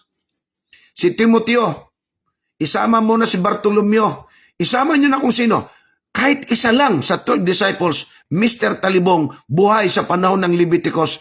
Kasi di kayo natakot ha. Grabing pangdugtong ninyo. Oh. Sobra. Sobra ang inyong ginagawa. Niluluko talaga ninyong mga tao. Nako. Yan ang sinasabi ko sa mga kamag-anak ko, mag-aral din kayo talaga ng Biblia. Kasi bilib na bilib talaga kayo. Kung basahan kinitalibong ng, mayroon palang Holy Catholic, Apostolic, dinugtong pa ng Roman. Ay, sa lumang hindi na ngayon kayo mag-match. Akala ko bang Iglesia Katolika, sa ibabaw ng batong ito, Pedro itata. Akala ko ba naman sa panahon yun kay tinayo? Noon pala sa Leviticus pa, wala pang Kristo, wala pang mga apostoles. Naitayo na pala kayo. Bakit? Sabi niyo, nandyan na kayo. Nako. Ang mga taong ito. Sige, tuloy tayo. Bahala na kayo dyan. Ngayon, yung Catholic na yan, hanapin nyo yan sa original. Nandyan ba sa Hebrew Bible ang Catholic? May Apostolic na ba sa Hebrew Bible? Lalo na kung may Romano na ba? Yan o, dinugtong pa niya. Okay, tuloy-tuloy tayo mga kapatid. So sa Daniel 2:24, mabasa na naman daw ang Catholic Church. Sila daw itong Catholic Church. Ang kingdom daw ito ay Roman Catholic Church. Ay nako, sa panahon ng Daniel, ang kaharian na nangingibabaw dyan, hindi Katolik o Romano. Ang nangingibabaw dyan, Babylonia pa lang. Sa chapter 5 ng Daniel, basahin ninyo ang una doon, Babylon, Medo-Persia, sunod Gresya, pang-apat na lang ang Roma. Pero bakit mga kapatid, dumating ang Roma sa panahon pa lamang ng Leviticus? Nako. Sabi pa dito sa comment ni Myro Macamadillo, delikado po talaga ang mga taong yan, pastor. Madami talagang mahulog sa patibong nila. Madami talaga. Sige, mag-comment kayo mga kaibigan, kapamilya, kapag-asa. Marami talaga ang malilinlang pag di makinig sa tunay na aral ng salita ng Diyos. Yan ang ginawa ni Talibong. Puro na lang pandadaya. Sige Mr. Talibong, alam ko namang panuorin mo ito. Saan mabasa sa Biblia na may apostol nang nabuhay at existido para yung Iglesia Katolika, Apostolika, Romanang dinugtong mo? Walang Romana dyan ha. Dinugtongan mo lang, tinampered mo na naman. Ang assignment mo, Mr. Talibong, basahan mo ako na meron ng apostol na nabuhay sa panahon ng Leviticus. Sobra-sobra na yung pandandaya nyo. Bahala kayo dyan. Ito pa si Talibong, tuwang-tuwa pa siya. Bakit? Sapagkat sinabi niya, mahal kong mga kapatid at kaibigan, kita ninyo, mismo yung inyong friendship course, The Voice of Prophecy ninyo, Cebuano version lang to. Malinaw na Katoliko ang iglesyang tunay. Tuwang-tuwa naman si Talibong. Ang problema ni Talibong, ito lang yung binasa niya. Hindi niya binasa sa bandang ibaba kung ano ang meaning ayon sa friendship course nito o correspondence course nito ang ibig sabihin ng Katoliko. Makabasa lang siya ng Katoliko, period na agad. Tinan mo. Sila daw itong Katoliko na Romano. Oo, Katoliko ang matuod ng iglesia. Pasensya mo na sa mga Tagalog, itatranslate ko lang po yan. Oo, Katoliko ang matuod ng iglesia. Kini maoy usa ka kamatuuran nga walay masinabuton nga protestante bisan pa inunsa niya sa madasigon sa pagtuon sa Biblia. Kita nyo, sabi niya, ang matuod, ang totoong Katolik, ang totoong iglesia, Katoliko talaga. Inangkin na naman niya na itong Katolikong ito, sila na naman mga Romano Katoliko. Ay, Talibong, pakinggan mo ito ha. Hindi ibig sabihin kung may mabasa kang Katoliko, kayo na yung Romano Katoliko na tinutukoy. Kayo hindi lang Katoliko, Romano Katoliko kayo. Napansin nyo ba? Pagka kayo'y, halimbawa, teacher ka, mag-a-apply ka sa pagiging teacher, o kaya mag-a-apply ka ng isang trabaho sa isang company, itatanong doon, anong reliyon mo? Anong ilalagay mo doon? Si Katoliko? Hindi. Ang nakalagay doon, RC. Ano yung RC? Romano Katoliko. Hindi lang Katoliko. Nung nabasa ni Talibong ang salitang Katoliko, tuwang-tuwa na siya. Sila daw yung Romano Katoliko. Okay, ating tingnan kung anong ibig sabihin ng Katoliko ayon dito. Yan kasi problema nila kung magbasa din putol-putol. Para lang madugtungan, dugtungan na lang din nila. Ating palakihin mga kapatid itong eryang ito ha. Okay, ito yon. Ano ang meaning ng Katoliko? Pakinggan pa niyo mabuti. Hindi ko pa pala na-translate yung Cebuano. Okay. Ito, oo, Katoliko. Sabi dito, oo, Katoliko ang tunay na iglesia. Ito ang siyang katotohanan na wala ni sinong may sapat na kaalamang protestante, kahit ano pa, kahit ikaw pa ay isang masigasig na nag-aaral patungkol sa Biblia. Katoliko ang tunay na iglesia. So, inangkin nila agad, yan ay Romano Katoliko. Basahin din natin to dito mga kapatid ha. Palakihin natin para makita natin ang gusto. Mr. Talibong, ayon sa Cebuanong ito, na pamantalaan, ito ang meaning niya sa Katoliko, hindi meaning Romano Katoliko. Pinalabas pa naman sa video ni Talibong na, ang Seventh-day Adventist pala, Katoliko na ngayon. Matagal ng Katoliko ang Seventh-day Adventist kasi ang ibig sabihin ng Katoliko, universal. Hindi ibig sabihin ng Katoliko, Romano Katolikong katulad nyo. Pakinggan mo mabuti. Unsa ba gayon ang tinuod nga kahulugan sa pulong Katoliko? Ano ba talaga ang kahulugan ng salitang Katoliko? Ang tinugnan ni ini nga pulong mao ang Griego. So ang pinagmulan nito ay salitang Griego. og sayano nga pagkasulti kini nagakahulugan og tibuok kalibutan o universal. At sa madaling pagkasabi, ito'y nangangahulugan na tibuok kalibutan, pangbuong mundo or universal. Ang meaning pala galing sa salitang Grego, Mr. Talibong, ang salitang Katoliko pangbuong mundo o universal. Hindi meaning ng Katoliko, Romano-Katoliko. Sabay tawa pa agad siya. At natuwa ng ganun na lamang. Eto, pakinggan nyo ta, tuloy pa ha. Busa diliigo alang. Okay? Busa diliigo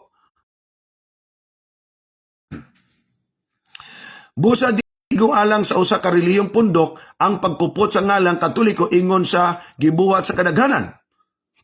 Pakinggan nyo, itagalog natin ha.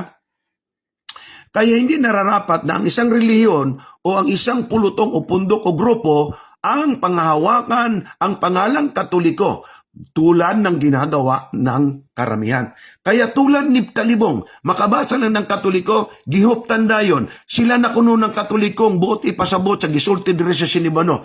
Oy Talibong, maulaw po ka oy. Naunsa ka ba? Makabasa lang kang ngalang Katoliko, ang dayon na kagisi, na kamo na dayon tong Romano Katoliko. Kamo dili lang Katoliko, Romano Katoliko kamo, RC.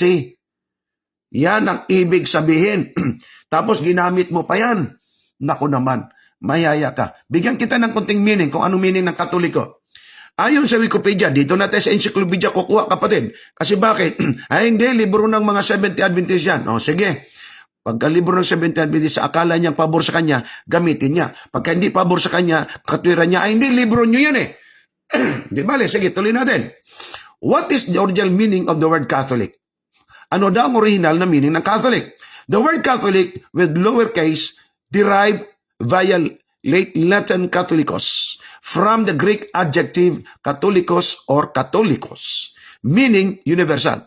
So, Talibong, ang meaning pala ng Katoliko ayon sa encyclopedia, universal. Hindi sinabi na pag sinabing Katoliko, Romano-Katoliko, Apostoliko, kayo na ang tinutukoy. Nako, mayaya ka. Sabi ko nga sa inyo, ang Baptist, Katoliko yan. Kasi ang ibig sabihin ng Katoliko, universal. You can see, anywhere. Baptist, Pentecostal, ganun din. Seventh-day Adventist, universal din. Pero hindi Romano-Katoliko. Intindihin mo yan. Okay? A combination of Greek word, kata, meaning about, and olos, ibig sabihin, meaning, ay whole, kabuuan. Encyclopedia na yan ha, Mr. Talibong. Ito, Merriam-Webster Dictionary. Anong definition niya sa salitang Catholic? Catholic, ibig sabihin, a person who belongs to the Universal Christian Church. Anong sabi? Ang isang tao, pagka ikaw belong sa Universal Church, ang iyong simbahan, Universal, Catholic ka rin. Ang ibig sabihin mo ba na ang Catholic, Roman Catholic yan lamang ang Universal? Mismo mga Mormon, universal. Mismo ang mga Muslim, universal. Kahit ang mga Hindus, ay universal. Kahit pa yung mga Buddhist, universal. Hare Krishna, universal. At iba pa, tulad ng Baha'i Faith, makita mo yan kahit saan-saan. Universal. Pag sinabing universal, Catholic, pero hindi Roman Catholic. Intindihin mo yan. Pag hindi mo intindihin yan, problema mo na yan. Sabi pa, Roman Catholic is a noun, definition. Ito naman, kanina, sabi ni Merriam-Webster, kinuha niya lang ang kahulugan ng Catholic. This time, Roman Catholic na talaga. Kita mo? Ano naman ang meaning? Ayon kay Webster, ang meaning ng Roman Catholic. This is a noun word. Now, definition of Roman Catholic, entry 1 and 2. A member of the Roman Catholic Church. Kita mo, kompleto yan eh. Roman Catholic Church. Hindi Catholic Church lang. Romano kayo. Ito, Roman Catholic is an adjective. Definition of Roman Catholic entry, ito, meron kayong pinaniwalan of relating to or being a Christian church having hierarchy of priests and bishops. O kayo mayroong priest, mayroong bishops under the Pope. Ang leader ninyo, Pope o papacy or papal infallibility. Ibig sabihin, kayo naniniwala na inyong Pope di nagkakamali. Yan ang ibig sabihin ng Roman Catholic. Iba ang Roman Catholic sa Catholic lang. Ang Catholic, ang meaning ay universal. Okay? Ang meaning ng Roman Catholic ay ito. Universal din, pero meron kayong priest, bishops, meron kayong pope, may mga liturgy kayo, may mga masses, veneration kay Mary, at mga saints, at mga clerical celibacy, hindi nag-aasawa ang mga pare, pero marami ding anak. Pero tingnan natin. At meron kayong leader na papa ng Roma. Yan ang tunay. Hindi yung pagka makabasa ka lang ng Katoliko kayo na agad. Ito pa. Catholic galing sa Thesaurus. Anong meaning ng Catholic? Universal in extent. Christian body of Christ, universal. Thesaurus siya na. Ano pa? What does it mean to be Catholic? To be Catholic means to follow the gospel truth and to follow Jesus Christ. Hindi ibig sabihin ng Catholic ay to be a Roman Catholic. Hindi yon. To be Catholic means to follow the gospel truth and to follow Jesus Christ. Catholic means to go and make disciples of all nations. To be Catholic means to preserve the traditions of Christ. Yan ang meaning. Hindi sasabihin na pagka ikay Catholic ikaw agad ay Roman Catholic na. O ito, dagdagan pa kita Mr. Talibong para maintindihan mo ng gusto. Ito, galing sa encyclopedia pa rin. Are there different types of Catholics? Meron bang iba't ibang uri o klase ng mga Katoliko? Sagot, yes. Ito, July 31, 2019. To give a brief overview, here is a list of these 24 different types of Catholics, Catholicism. Dito pa lang sa librong ito, 24 different kinds of Catholics. At isa sa mga Catholics doon ay Roman Catholic. O dito pa lang nga 24 na. Ikaw makabasa ng Catholic, Roman Catholic agad ang sa iyo. Ito, tuloy natin. Kung ikay isang Romano at galing ka sa Roma, ang tawag sa iyo ay Roman Catholic Church. Pero kung galing kang Alexandria, hindi ka Roman Catholic Church. Catholic pa rin pero Coptic Catholic Church. Eritrean Catholic Church, Ethiopian Catholic Church. Kung galing ka naman ng Antioch, dito nang galing sa Apostol Pablo, West Syrian, Maronite Catholic Church, Syriac Catholic Church, Zairo Malankara Catholic Church. Pag Armenian ka naman, Armenian Catholic Church. Puro yan Catholic pero hindi Roman Catholic. Naintindihan mo? Pariho tayong Pilipino pero hindi pari-pariho ang ating rasa. May Tagalog, may Cebuano, may Karaya, may Kuyunin, may Palawano, Kaanay, Tagbanwa. Meron pong iba't ibang salita. Tagalog lang nga, hindi lahat Batanggenyo Sila, puro Tagalog. Pero hindi lahat na Tagalog Batanggenyo. May Manilinyo, may Kabitinyo. Maraming klase mga kapatid na Tagalog. Pag sinabing Catholic, universal. Pero hindi lahat ng Katoliko, Romano. Pag di mo pa maintindihan yan, problema na ninyo yan. Hindi sapagkat di kayo marunong umintindi, ayaw nyo lang umintindi. Tuloy natin. Ito, tingnan mo ito, Mr. Talibong. Constantinople or Byzantine Rite. Ang dami puro Catholic kaya yan. Albanian Catholic, Belisarius Catholic. Pero iba-ibang leaders nito, iba-ibang nagtayo nito, iba-iba rin ang taon ng kanilang pagkatatag. Pero hindi yan Roman Catholic, pero puro Catholic yan. Ilan to? 1, 2, 3, 4, 5, 6, 7, 8, 9, 10, 11, 12, 13, 14. Dito, 14. Puro Catholic, pero hindi po Roman Catholic. Ito nga, Ukrainian Greek Catholic. Greek na nga yan, gagawin mo pang Romano. Sana naman maintindihan mo. Nakakatakot yung pinagagawa nyo. They are not Roman Catholic. O ito, makinggan mo ng mabuti. Galing sa Wikipedia, Encyclopedia pa rin. Roman Catholic Church. A Catholic Church is also known as the Roman Catholic Church. So itong Roman Catholic Church, tinawag din talagang Catholic. The term Roman Catholic is used especially in the ecumenical context and in countries where other churches use the term Catholic.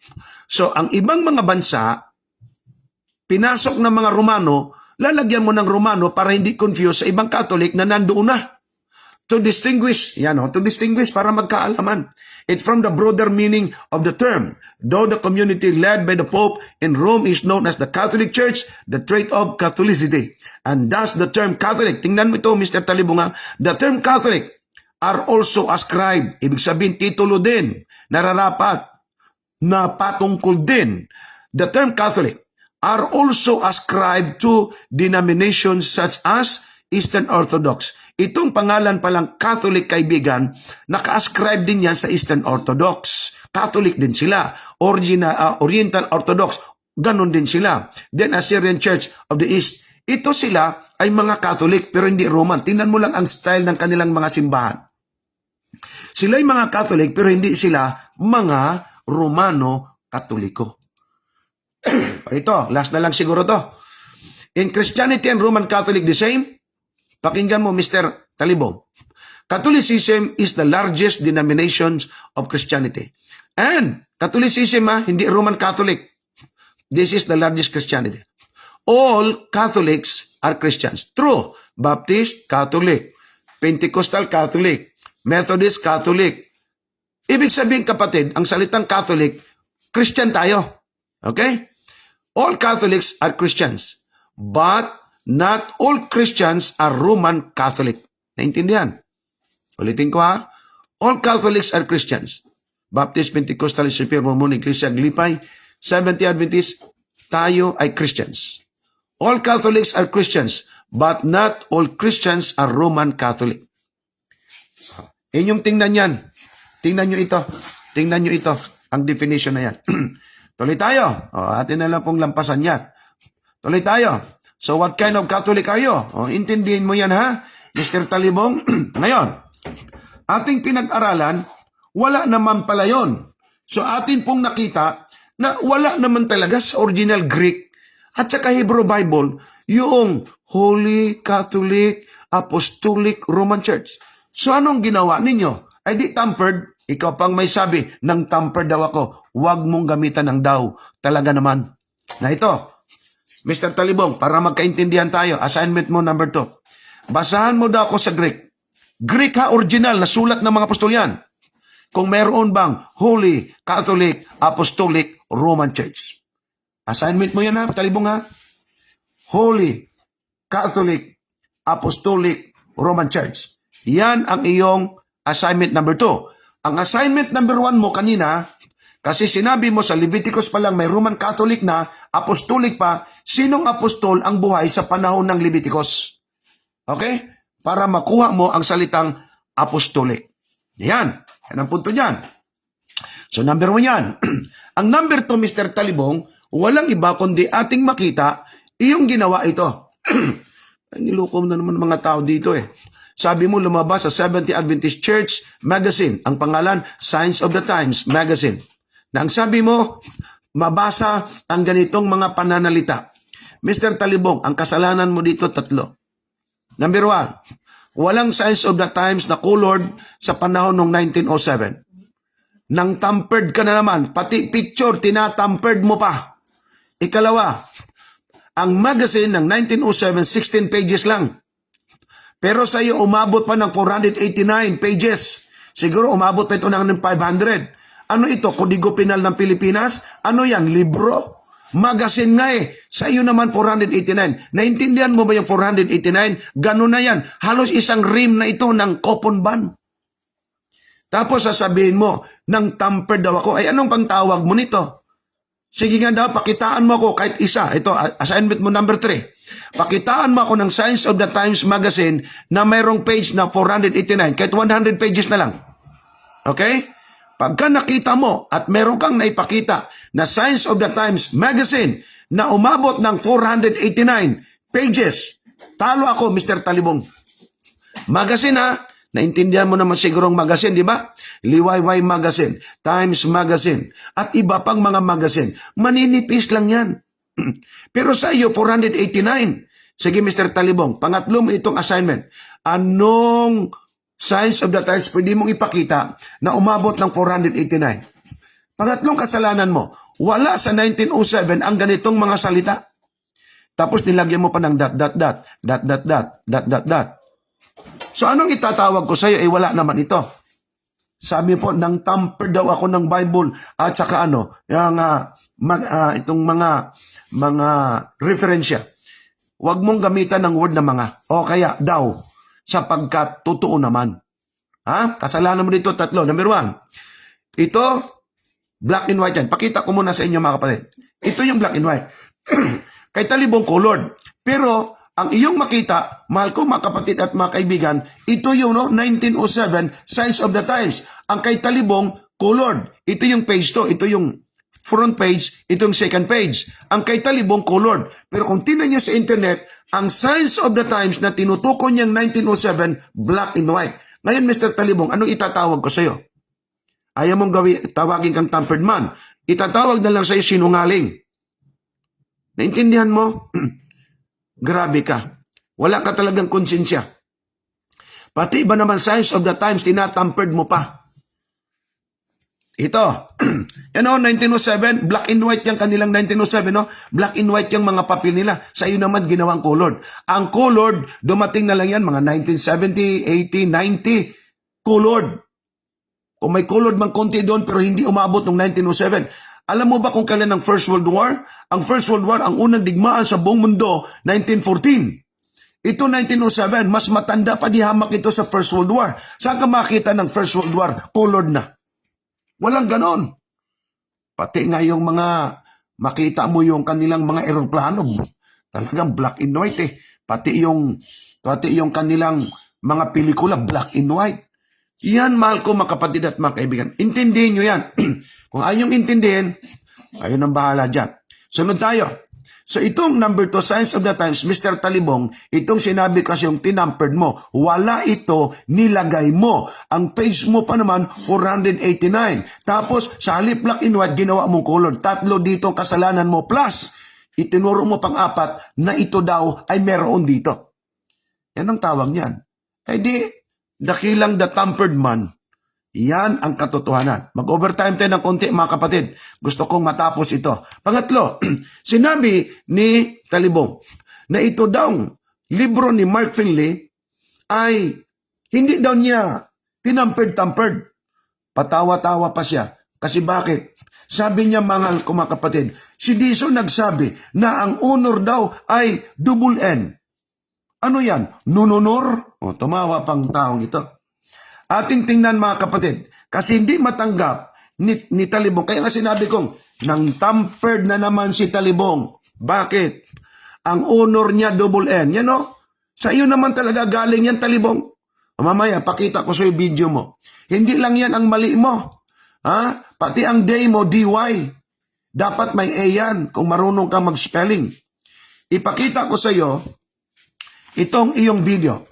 Kasi di mo matanggap-tanggap eh. Di mo matanggap-tanggap.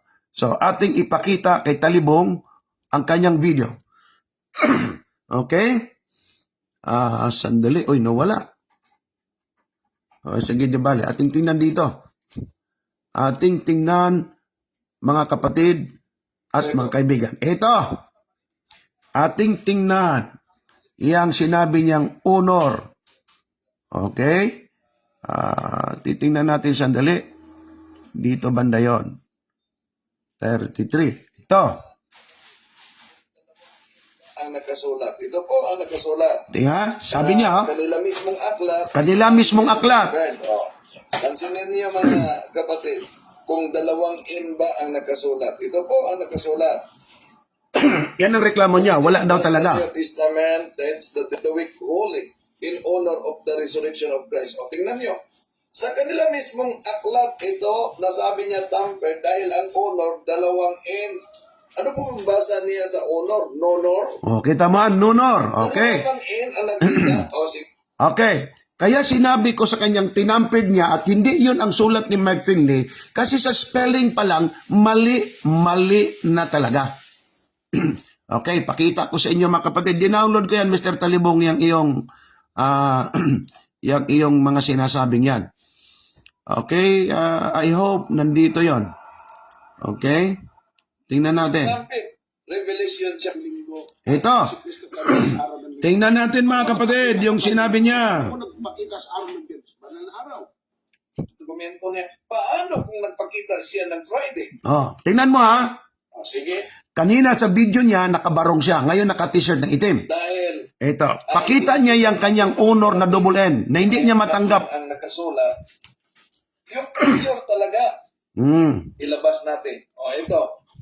Ito ang nabasa. Thus the New Testament tells that the disciples worship on the first day of the week. The first Ito. It challenged natin. Sige Oh, nga. challenge pa, nag-challenge pa siya. Okay? Tingnan nyo mga kaibigan. Binago ko ang nakasulat, itong nakasulat na ito.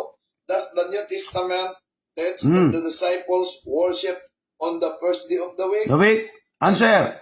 It is often stated that the disciples in the early church kept the first day of the week holy in honor of the resurrection of. Anong tingin mo niyan, Mr. Talibong?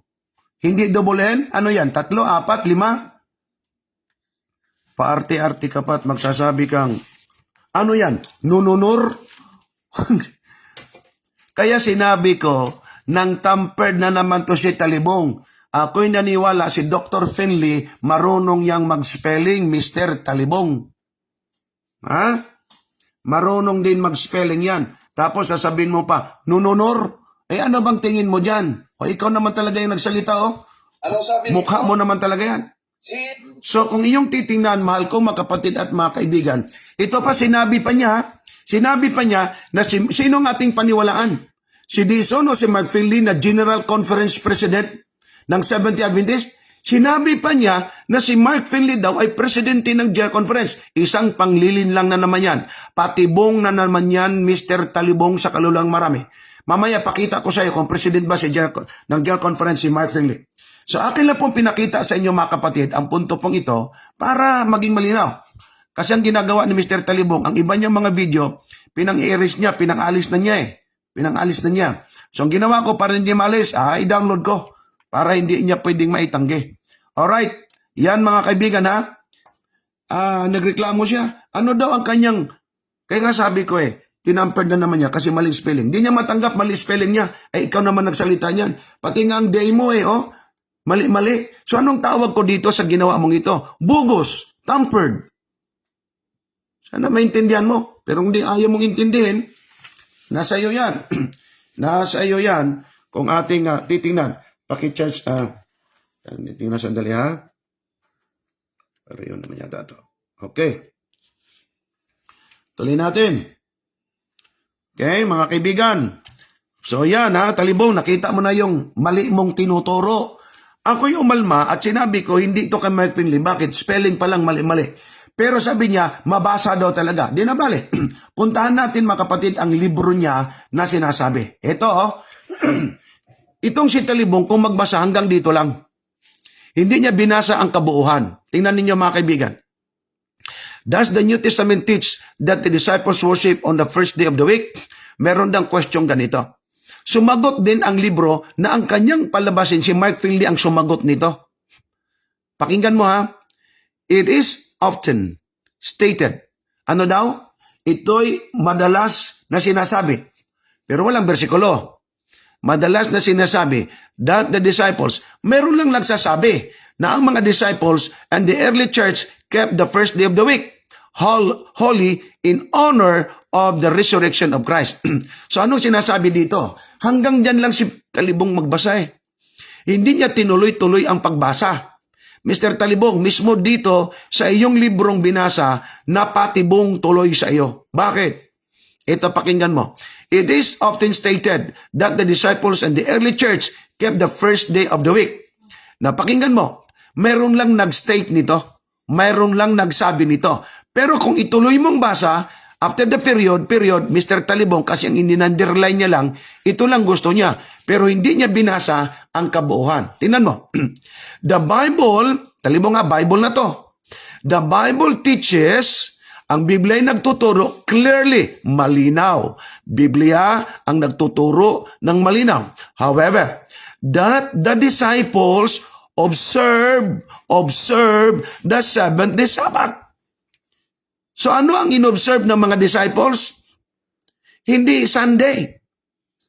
Meron lang often stated, may nag-state statements lang dito na nagsasabi wala namang bersikulo. Pero pinagdiinan dito sa librong ito na itinuturo ng Biblia malinaw na ang mga disciples, plural yan may S yan, plural yan, observe the seventh day Sabbath. May mga bersikulo pa May mga bersikulo pa, Mr. Talibong. Ngayon tuloy natin. In fact, the first day of the week is mentioned. Sinabi din ng librong ito na ang first of the week Sunday ay na-mention din naman. Only 8 times in the entire New Testament. Sa buong Biblia ng New Testament, 8 beses lang.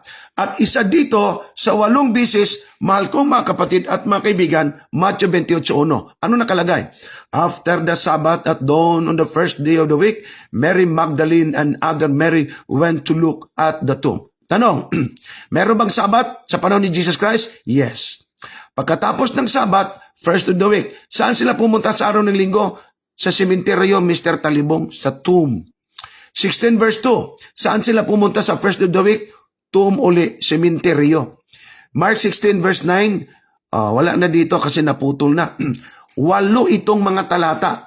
6 sa 8 ang record, pumunta silang sementeryo or libingan. Ang in-state dito, malinaw. Bible teaches ang mga disciples, observe, hindi inobserve ang Sunday. Pero may mga nagsasabi tulad ng Katoliko na ang Sunday ay Holy Week. Ipakita ko sa iyo kung paano naging banal sa Katoliko ang linggong yan. Daliri mo pa yan, Mr. Talibong, ha? Daliri mo pa yan, pinanturo mo dyan. Okay, tuloy natin. Bakit naging Lord's Day ang Sunday?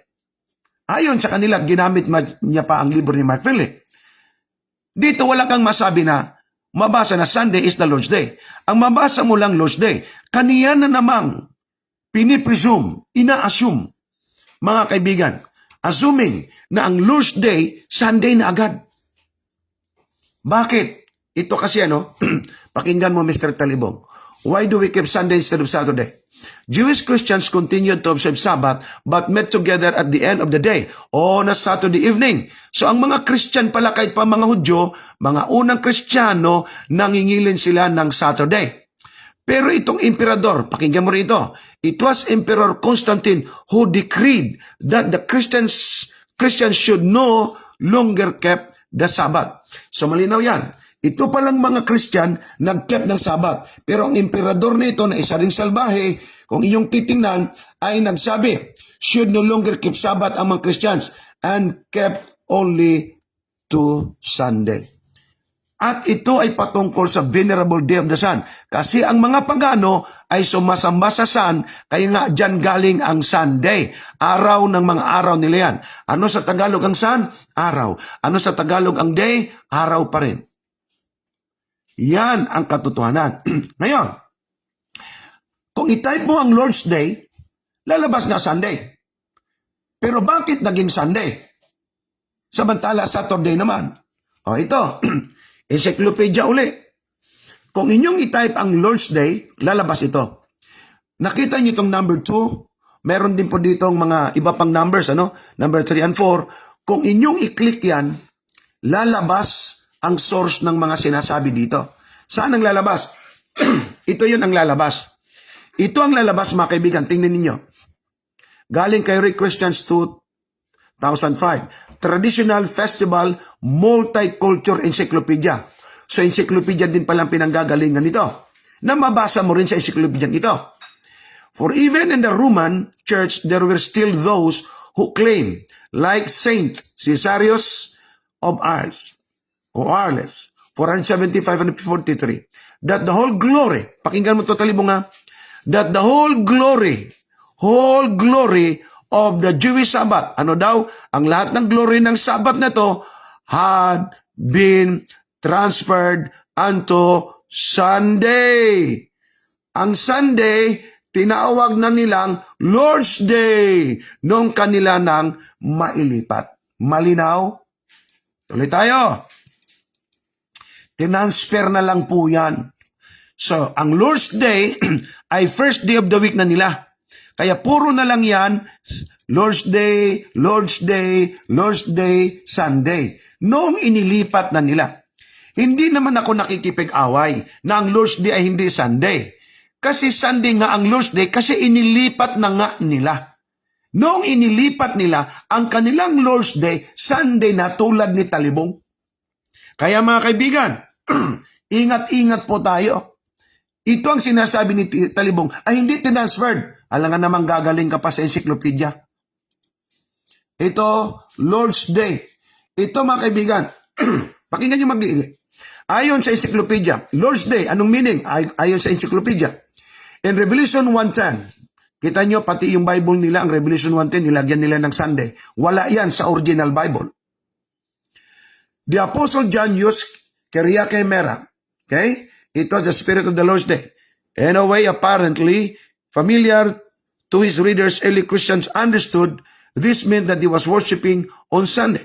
Tama yan ha? Sunday. Sabi niya, kita mo, nag-worship nga sa Sunday. Tuloy natin. Resurrection Day. The apostle appears to have used this common monoculture from the fact that Jesus had said he was Lord of the Sabbath. Pakinggan mo, Mr. Talibong, si Jesus Christ ang nagsabi siyang Lord of the Sabbath. And that Isaiah, sino itong Isaiah? Si Prophet Isaiah, called the Sabbath Lord's Day. So ito palang Lord's Day ng Panginoong Hesus, sabi ni Isaiah, Sabbath. Ito ang Lord's Day. Pero ang ginawa nila sa araw ng Sabbath, then this usage implies that in the Lord's Day, the seventh day Sabbath, so ano daw ang Lord's Day? Hindi Sunday. Seventh day Sabbath, ayon kay Isaiah, Saturday had been transferred to the first day of the week. Kaya nga, ang Sunday, naging Lord's Day kasi transfer, Talibong. Sana naman maintindihan mo yan. Ha? At ang nag-transfer nito, alam mo kung sino? Mga councils of the churches lang, tulad ng councils of the Laodicean Church. Isa ito sa mga nagpatibay tungkol sa tinatawag nating Sunday. Okay? Tuloy natin. So, Mr. Talibong, huwag kang magpa-arte-arte na sabihin mong, hindi ko naman sinulat dyan ng honor double N. Saan ka makakita at di ko naman sinasabi na, ano yan, nunor? Itanggi mo pa talaga. Gusto mo pang ipalabas sa mga taong magaling ka at marunong ka. Yan ang spelling mo. Kaya nga inalmahan ko ito eh. Sabi ko sa inyo, namiki na naman tis Talibong. Bakit? Honor na honor ang spelling double N. Sunday, day na day, DY. Saan ka makakita niyan? Yan, Mr. Talibong. So ano ngayon ang itatawag ko sa'yo? Ha?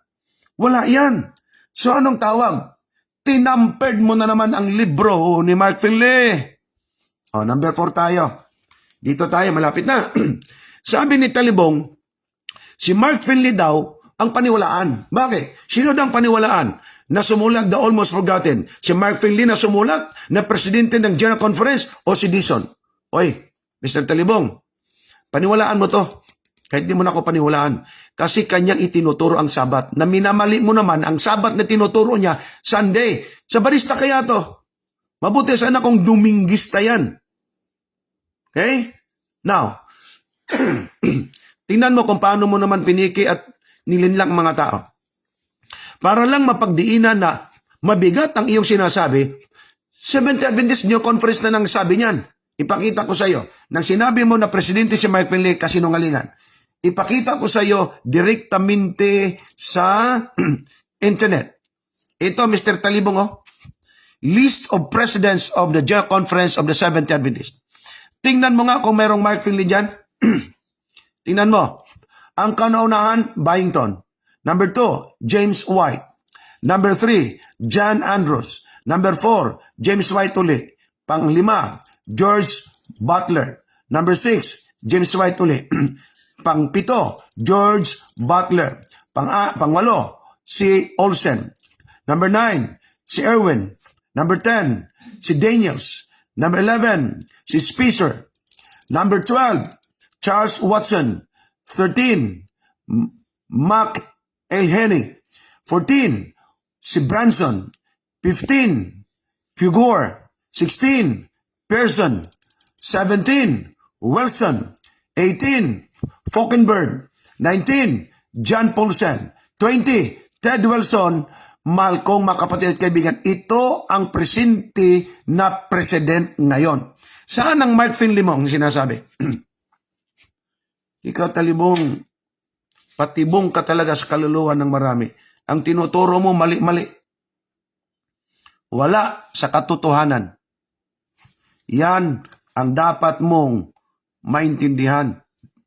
Padrama-drama ka pa na nagsasabing tama at totoo yung sinasabi mo.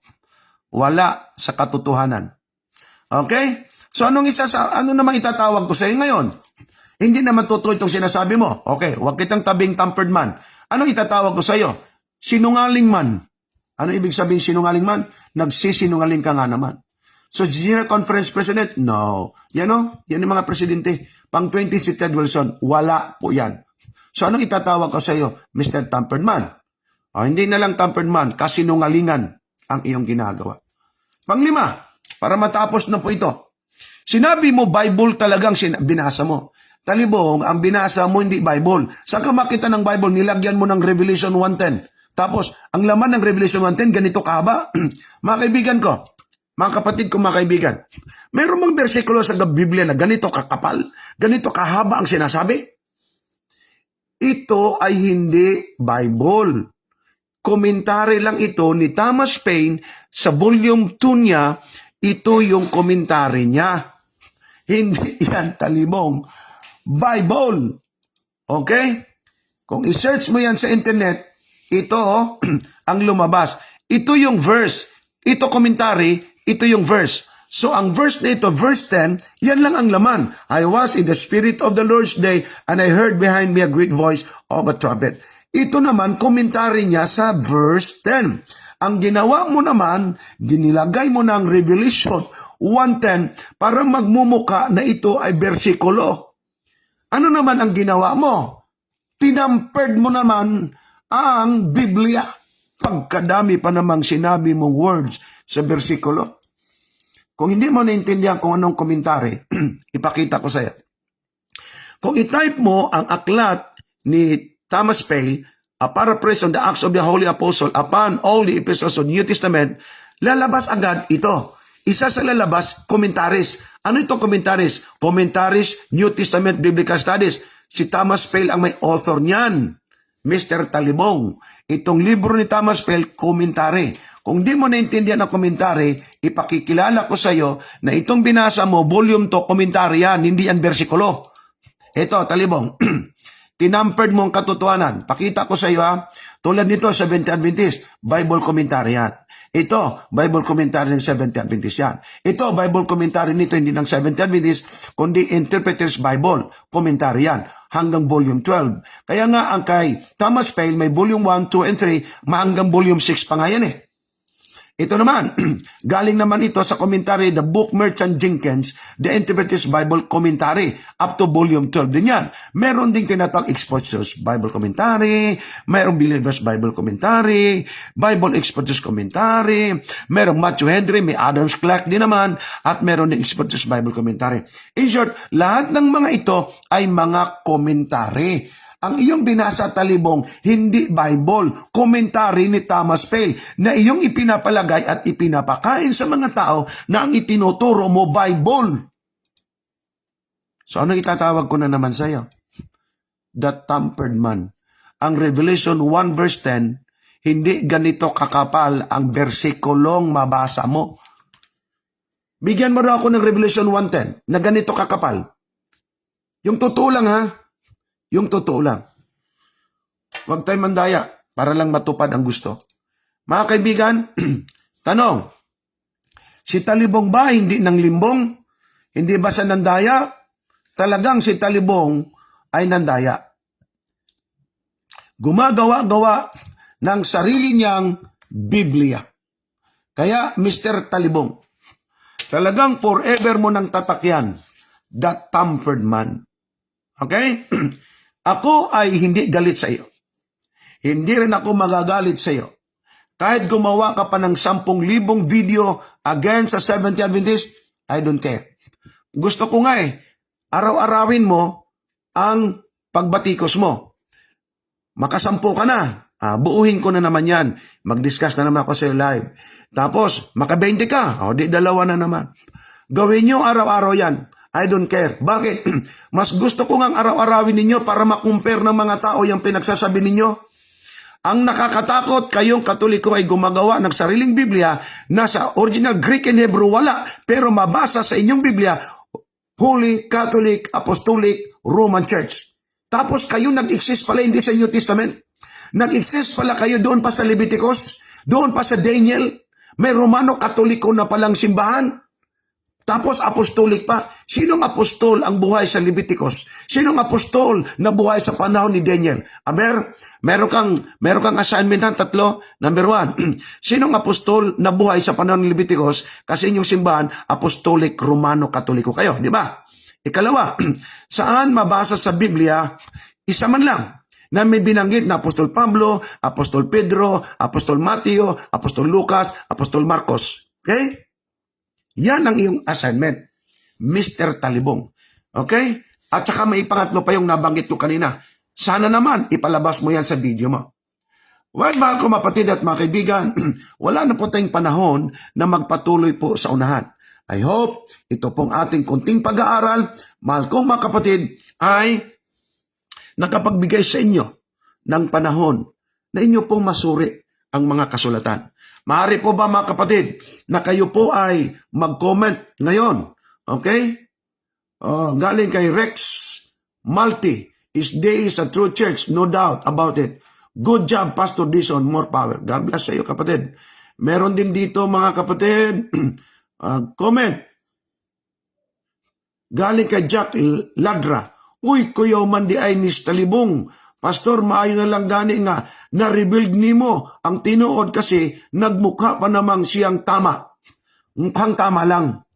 Para bang sinatawag na parang mukhang unggoy, ay hindi naman talaga unggoy, mukha lang. Hindi naman talaga nakatama.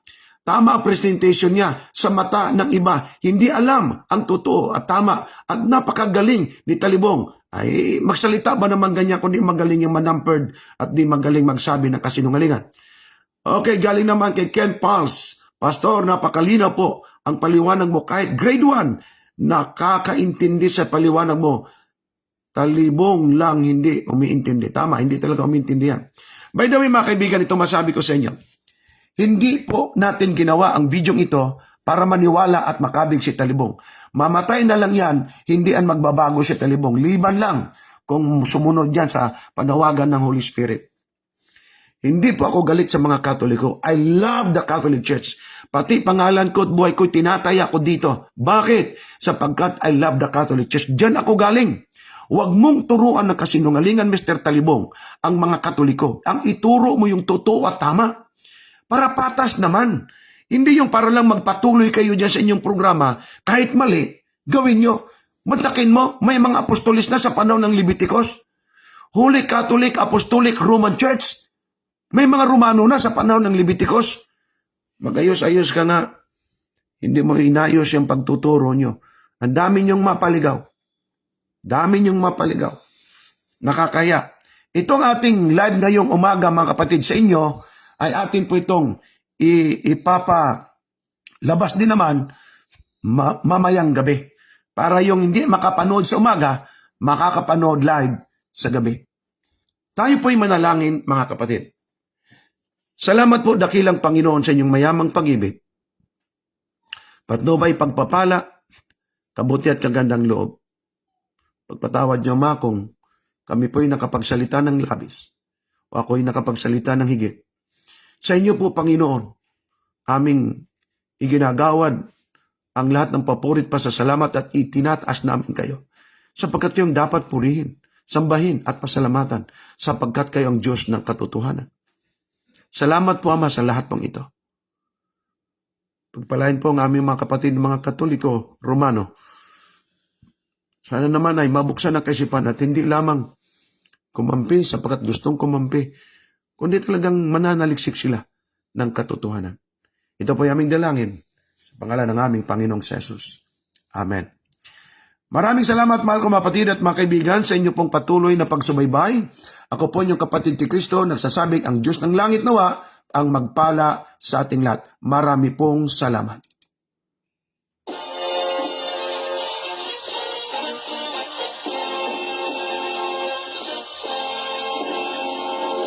Jesus is Coming Again program. Jesus is Coming Again program. Jesus ay darati at di magluluwat siya'y darating. Kaibigan, umandakang siya ay salubong. Jesus is Coming Again program. Inyong makakasama at mapapakinggan ang kilalanang tagapagsalita sa ating Jesus is Coming Again program.